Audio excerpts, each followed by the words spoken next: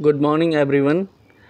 आज की क्लास में हम लोग एक थ्योरम करेंगे which is based on area of similar triangle. ठीक है, वेरी इंपॉर्टेंट थ्योरम है, सभी बच्चे ध्यान से देखेंगे। बोर्ड के एग्ज़ाम में कई बार आता है ये, तो ध्यान से देखेंगे। वेरी इंपॉर्टेंट थ्योरम है बेटा। ठीक है, it says the ratio of areas of two similar triangles is equal to the ratio of squares of any two corresponding sides. That means कि कोई भी दो सिमिलर ट्रायंगल है, उनके एरिया का जो रेशियो है, area of triangle A B C divided by area of triangle D E F, अगर ये दोनों ट्रायंगल सिमिलर हैं, A B C D E F similar हैं, तो उनके एरिया का जो रेशियो है वो किसके बराबर होगा? उनके कॉरस्पॉन्डिंग साइड्स के रेशियो के स्क्वायर के बराबर। इसका कॉरस्पॉन्डिंग साइड ए बी के कॉरस्पॉन्डिंग साइड कौन सा है? D E. ए बी और डी ई ये दोनों कॉरस्पॉन्डिंग साइड्स हैं। इसका रेशियो हो जाएगा A B upon D E और इसका स्क्वायर हो जाएगा A B upon D E का होल स्क्वायर। सो एरिया का रेशियो इसके बराबर हो जाएगा। ऐसी कॉरस्पॉन्डिंग साइड्स बी सी और ई एफ है। So this is also equals to B C upon E F whole square और A C and D F, these are also corresponding sides. So this ratio of area of these triangles is also equals to the square of AC ratio of square of AC and DF. ठीक है, तो ये theorem proof करेंगे। I hope आपको समझ आ गया होगा क्या थ्योरम है। दो सिमिलर ट्रायंगल है, उनके एरिया का रेशियो जो है उनके कॉरस्पॉन्डिंग साइड्स के रेशियो के स्क्वायर के बराबर होता है। ठीक है, चलिए एक एग्जांपल बताता हूँ मैं आपको, एग्जांपल से क्लियर होगा, उसके बाद इस थ्योरम को हम प्रूफ करेंगे। देखिए, जैसे यहाँ पे हमारे पास दो ट्रायंगल है, एक राइट एंगल ट्रायंगल ये मान लेते हैं, इसकी साइड 3, 4, 5 ले लेते हैं, और एक दूसरी राइट एंगल ट्रायंगल ले लेते हैं, इसकी साइड 6, 8 और 10। ये दोनों सिमिलर हैं, सिमिलर ट्रायंगल है। अब इसका एरिया कितना होगा? पहले वाले का area is equals to half into base into height होता है। तो ये 90 डिग्री है। फर्स्ट वाले में बेस आप 3 ले लूँ और हाइट 4 ले लूँ, तो हाफ इंटू 3 इंटू 4। इसको सॉल्व करेंगे तो कितना आएगा बेटा? 2 2 जा 4, तो 3 2 जा 6। इसका एरिया 6 आ गया। अब इसका एरिया फाइंड कीजिए, कितना आ जाएगा? बेस हम 6 ले लेंगे, हाइट को हम 8 ले लेंगे। ठीक है, कितना आएगा ये?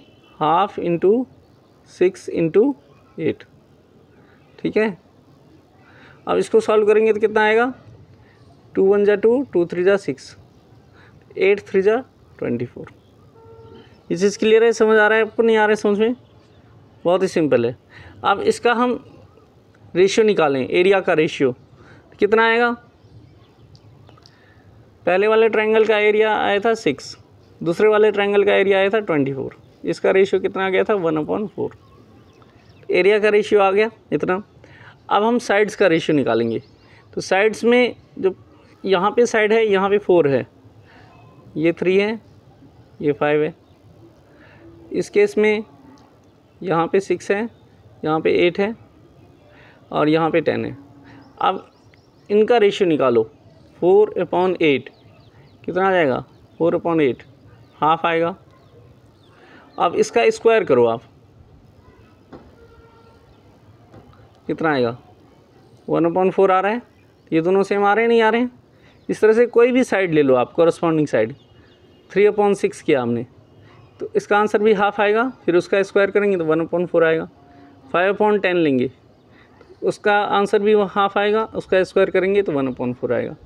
यानी हम ये देख पा रहे हैं कि सिमिलर ट्रायंगल का जो एरिया होता है उसका रेशियो किसके बराबर होता है? कॉरस्पॉन्डिंग साइड्स के रेशियो के स्क्वायर के बराबर। आई होप आप सबको समझ आ गया होगा।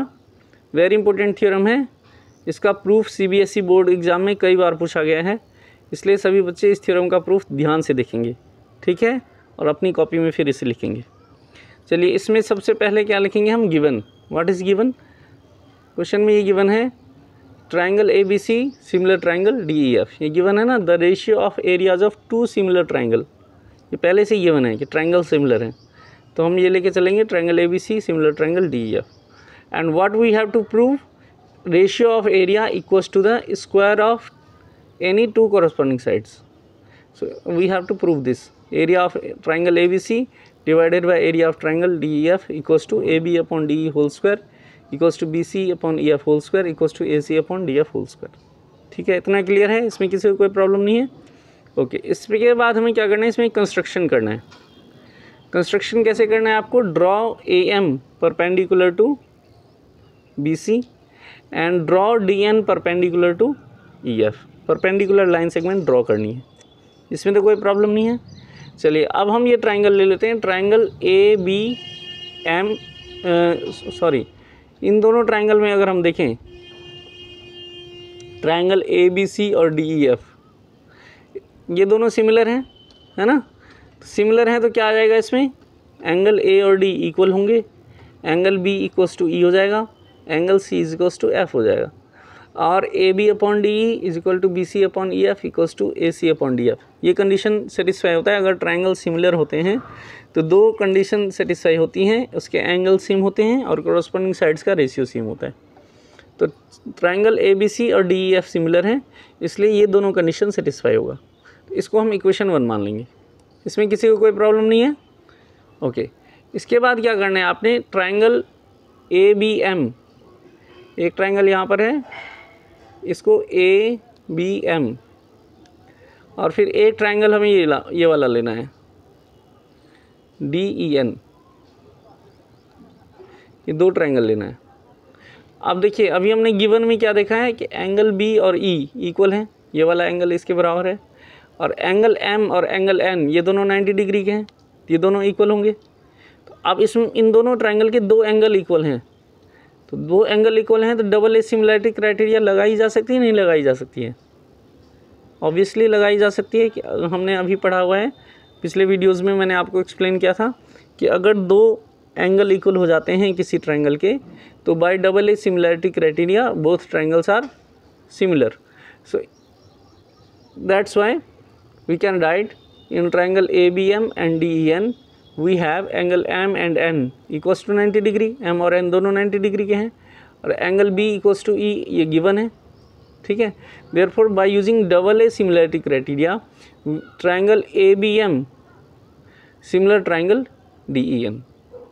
इतना क्लियर हो गया सभी को डबल ए सिमिलैरिटी क्राइटेरिया से। अब जब ये दोनों ट्राइंगल सिमिलर हो जाएंगे तो इसके कॉरस्पॉन्डिंग साइड्स का रेशियो भी सेम होगा, that means A B upon D E is equals to A M upon D N हो जाएगा। इतना क्लियर है बेटा, नहीं क्लियर है? ट्राइंगल सिमिलर हो जाते हैं तो उसके कॉरस्पॉन्डिंग साइड्स का रेशियो सेम हो जाता है, that's why A B upon D equals to A M upon D N. Okay, इसके बाद अगर हम फर्स्ट और सेकंड को देखें तो फर्स्ट में भी A B upon D equals to B C upon E F and A C upon D F है, और सेकंड में देखें तो A B upon D equals to A M upon D N है। तो यानी ये चारों के चारों रेशियो इक्वल हो जाएंगे, है ना। From 1 and 2 what we get, A B upon D E is equals to B C upon E F is equals to A C upon D F is equals to A M upon D N. ठीक है, इतना काम करना है। इतना काम करने के बाद क्वेश्चन प्रूफ बहुत ही ईजी है। ये इसी क्वेश्चन को हम 3 मान लेंगे। ठीक है बेटा, इतना समझ आ गया सभी बच्चों को? ओके, इसके बाद क्या करना है, हमें एरिया फाइंड करना है। Area of triangle A B C divided by area of triangle D E F. So A B C का एरिया कितना हो जाएगा, half into base into height. Base को अगर आप बी सी लोगे, बेस बी सी लिया है तो हाइट कितनी होगी इसमें, A M, half into B C into A M, दिख रहा है आपको। और सेकंड ट्राइंगल में बेस ई एफ लिया है तो हाइट कितनी हो जाएगी, D N. So area of D E F equals to half into E F into D N. सभी को दिख रहा है डायग्राम में? बहुत ही सिंपल है, area of triangle half into base into height होता है, उससे हमने फाइंड किया है। फिर इसको सिंप्लीफाई करेंगे, हाफ से हाफ कैंसिल हो जाएगा, B C upon E F into A M upon D N, ये आ जाएगा। अब इसको A M upon D N जो है इसकी जगह मैंने B C upon E F लिख दिया है। क्यों लिख दिया है, क्योंकि A M upon D N this is equals to B C upon E F, ये दोनों इक्वल हैं, दिख रहा है। From equation 3 by using equation 3 we can replace A M upon D N to the B C upon E F, है ना। A M upon D N को B C upon E F से replace कर दिया। क्यों replace कर दिया, क्योंकि इन दोनों की वैल्यू सेम है। अब यहाँ पे क्या आ जाएगा, B C upon E F into B C upon E F, तो ये 2 बार आ गया है, तो ये क्या आ जाएगा, BC अपॉन EF का होल स्क्वायर आ जाएगा, नहीं आ जाएगा। यानी area of triangle ABC upon area of triangle DEF is equals to BC upon EF का होल स्क्वायर आ गया। अब अगर BC अपॉन EF का होल स्क्वायर है तो मैं BC अपॉन EF की जगह AB अपॉन D भी रख सकता हूँ, तो फिर ये AB अपॉन D का होल स्क्वायर हो जाएगा। BC अपॉन EF की जगह मैं चाहूँ तो AC अपॉन DF रख सकता हूँ, तो AC अपॉन DF का होल स्क्वायर हो जाएगा। So therefore by using 3 we can say that area of triangle ABC upon area of triangle DEF equals to AB upon DE whole square equals to BC upon EF whole square equals to AC upon DF whole square. ठीक है, तो इसके basis पे आपको questions करने हैं। Exercise 6.4 इसी पे बेस्ड है। ये थ्योरम पहले आप अपनी कॉपी में लिखेंगे और इसका प्रूफ समझ के और फिर अपने आप दोबारा करने की कोशिश करेंगे। ठीक है, नेम चेंज कर देना और दोबारा करना अपने आप। उसके बाद फिर आप एक्सरसाइज 6.4 अपनी कॉपी में करेंगे। इस पे बेस्ड कई क्वेश्चंस हैं, जैसे अभी मैंने आपको एक एग्जांपल बताया था। कोई भी 2 ट्राइंगल दे देंगे, मान लीजिए इसका एरिया 6 है, 2 ट्राइंगल दे दिया, इसका एरिया 6 है, इसका एरिया कितना निकाला था हमने 24, और मान लीजिए ये 3 सेंटीमीटर दे देंगे, बोलेंगे ये x की वैल्यू निकालो। तो अब हम क्या करेंगे, 6 upon 24 is equals to 3 upon x का होल स्क्वायर, यही तो होगा। इनका रेशियो, एरिया का ratio equals to corresponding sides के रेशियो के स्क्वायर के बराबर। तो ये कितना आ जाएगा, 6 1 जा 6, 6 4 जा 24। So this is equals to 1 upon 4 is equals to, इसको सॉल्व करेंगे तो 9 अपॉन एक्स स्क्वायर। ठीक है, अब क्रॉस मल्टीप्लाई कर दो तो x square is equals to 36। So therefore x is equals to 6 answer आ जाएगा। तो यहाँ पे एक्स की जगह 6 आ जाएगा। तो इस तरह से एप्लीकेशन है इसका। इस थ्योरम को अप्लाई करके हम साइड्स की वैल्यू भी निकाल सकते हैं, एरिया की वैल्यू भी निकाल सकते हैं। मान लीजिए 2 साइड गिवन है और एक ट्रायंगल का एरिया गिवन है, दूसरे ट्रायंगल का एरिया फाइंड करना है तो हम एरिया भी फाइंड कर सकते हैं, है ना। तो इसमें कोई भी साइड और कोई भी एरिया फाइंड किया जा सकता है by using this theorem. So this is very important theorem. इसका प्रूफ भी एग्जाम में कई बार पूछा गया है और इस पे बेस्ड क्वेश्चंस भी कई बार एग्जाम में आते हैं। सभी बच्चे इस थ्योरम को अच्छी तरह से प्रिपेयर करेंगे। ठीक है, आई होप सबको समझ आ गया होगा। इसको लिख लेना, एक्सरसाइज 6.4 अपनी कॉपी में कर लेना।